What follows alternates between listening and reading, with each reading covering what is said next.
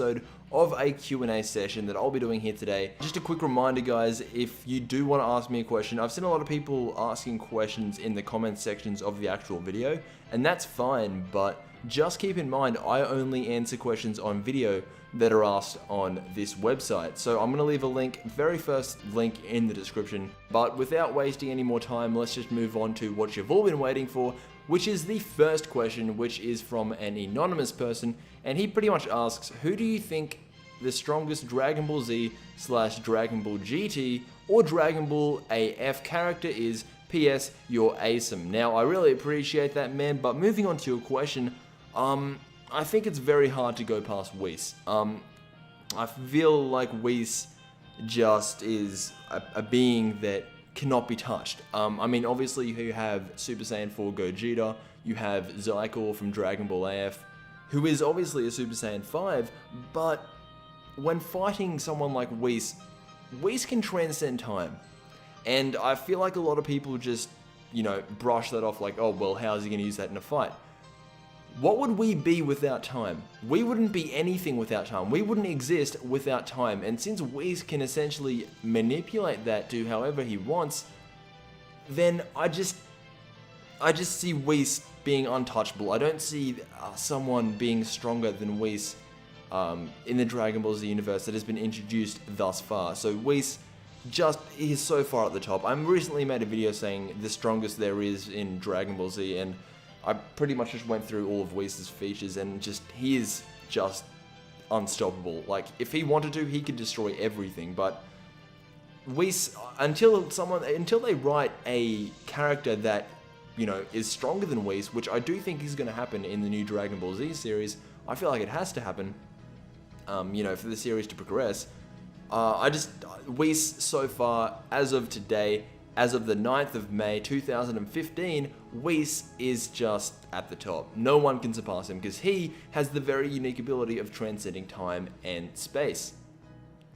Moving on to the next question, which is Gotenks vs Goku. Also, I'm a YouTuber and I made a video on it. What do you think? Well, I'll watch that video later and I'll pretty much comment on that and do whatever I have to do. But going to your question, Gotenks vs Goku, I personally think, as in terms of just raw power, like if we were measuring a power level, if we were measuring Goku and Gotenks as a power level, I think Gotenks would have a higher power level. I think Gotenks would exert more energy, would exert, an overall higher power level than Goku as a Super Saiyan 3 in the Buu Saga, because that's, the only reasonable time we can compare them. We can't really compare them in Battle of Gods, because obviously Goku would destroy Gotenks. But, who would win in a fight? Gotenks Super Saiyan 3 or Goku Super Saiyan 3 in the Buu Saga? I think it would have to go to Goku, just because it's Goku, for one, and he has much more experience than, an 8-year-old. I just don't see Goku losing to Gotenks if he was all-out Super Saiyan 3. Gotenks may have a higher power level, but what is a high power level if you don't know how to use it? So, I think, I'd have to give it to Goku. So moving on to the next question, which is, if Goku and Vegeta stayed fused, could Vegeta go God with the help he needed, because he is the blood of two Saiyans?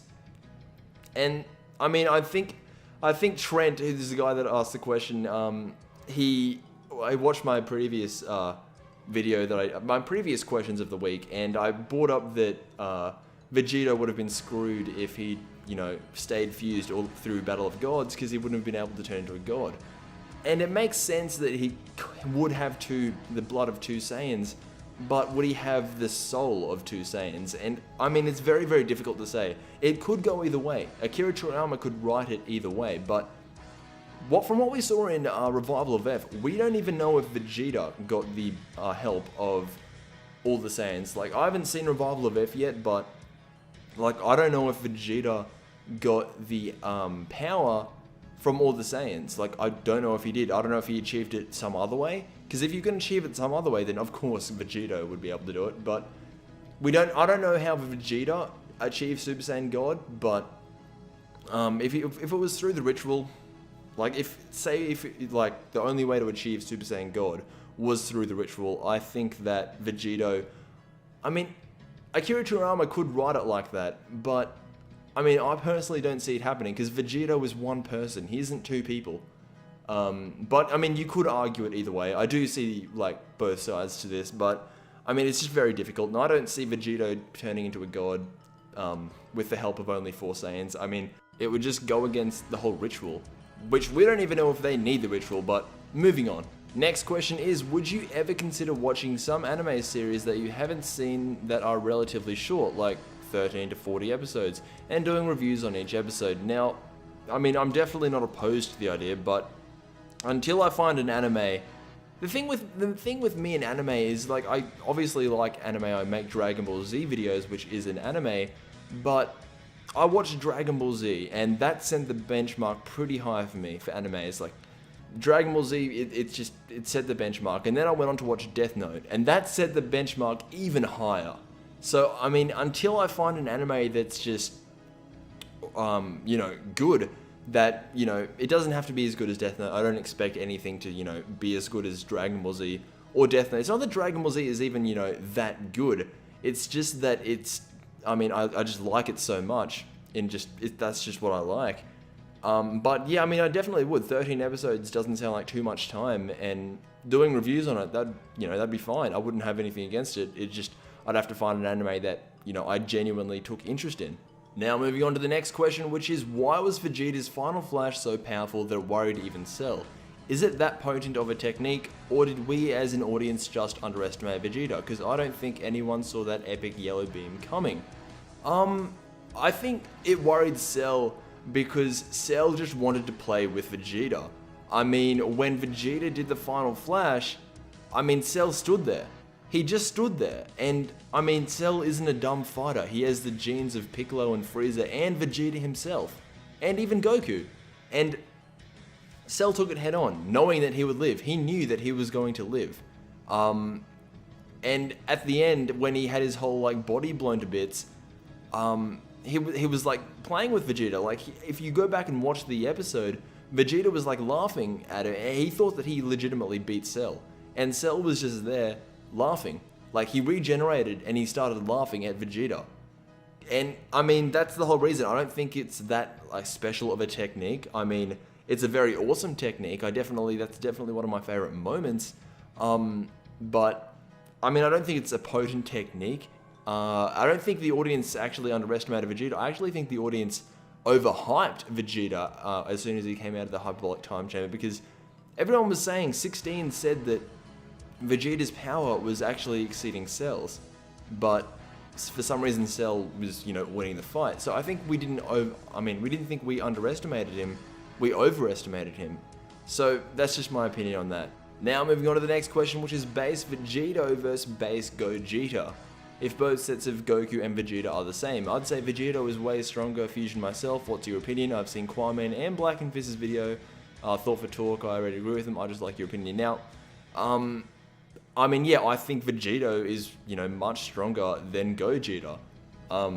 Just because of the Elder Kai. He said that he actually was making fun of the Metamories fusion. I think that, you know, he was legitimately making fun of the Metamories fusion, of how weak it was.